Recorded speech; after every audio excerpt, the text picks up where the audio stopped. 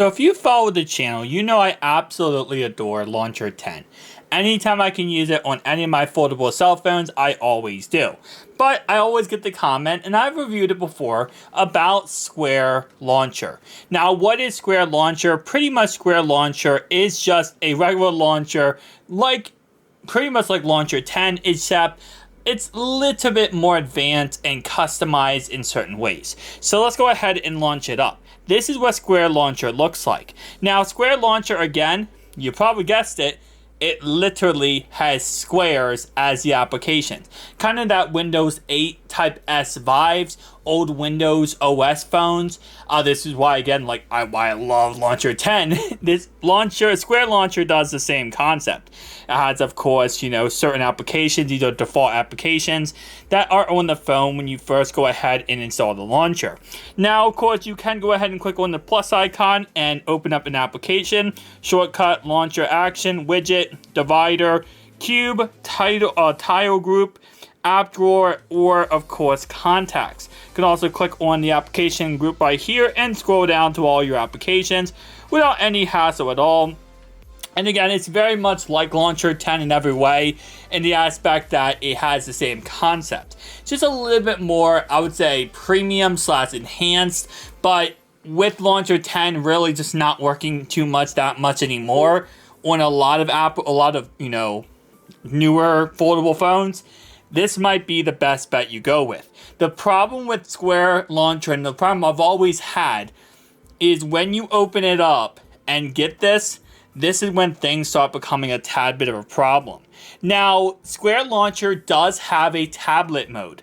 If I go to apps and I go ahead and go to home options right here, you can see if I go behavior and UI, it does say tablet mode. I can enable that, and I can actually even change different things about tablet mode that lets me be able to, kind of have it more customized to the experience. But my problem is when in tablet mode, while yes, it looks cool and everything, unlike Launcher 10, you cannot rotate the phone and it will not change. So it's only going to be in this upright, setting pretty much, and you're not able to rotate the phone in any way, which I think is definitely a big L, if I'm being honest. Now, of course, it still works out perfectly fine when it comes to the application drawer. I open that up, that works out perfect. I can also put applications in folders, I can search applications, all that kind of good stuff. So there's still ways to use this, in tablet mode and be very efficient. Now, of course, there is ways to customize tablet mode. Like I just said before, if I go to the home options, you can see right here we have the margins, we have the portraits.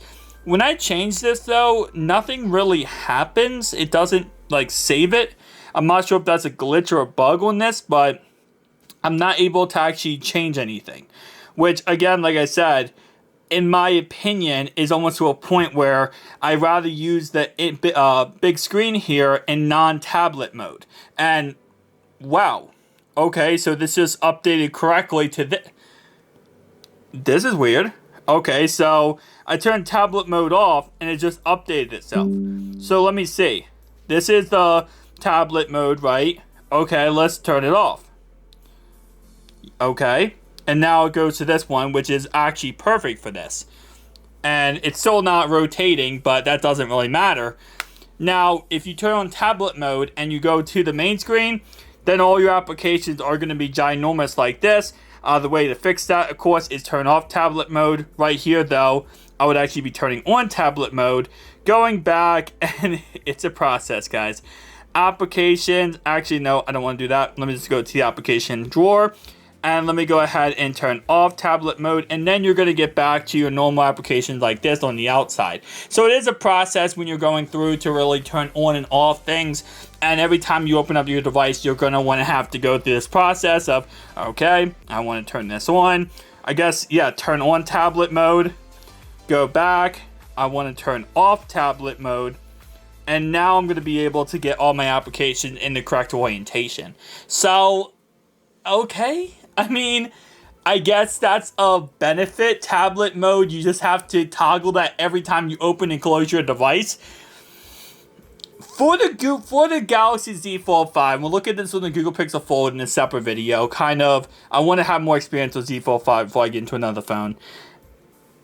It's not a bad launcher. It really is not. I know, it might not have been a very positive video so far, but I have used this launcher before, even before I used Launcher 10. And I've had very good experiences with it. It's not like this is a bad launcher by any stretch of imagination. Obviously, kind of like Launcher 10, everything is behind a paywall. That's not surprising, though. The Launcher 10 is the same thing. It's like a $5 charge for life, but you have to pay to use half the applications. And that's the same concept with this. You can add widgets, and the widgets are Square applications. Now, if we go ahead and let's go to settings for this. We have tap action, long click action. You can actually change all this stuff. Like I said, it actually is very customizable, like Launcher 10, which I like. Say on full image. Let me see.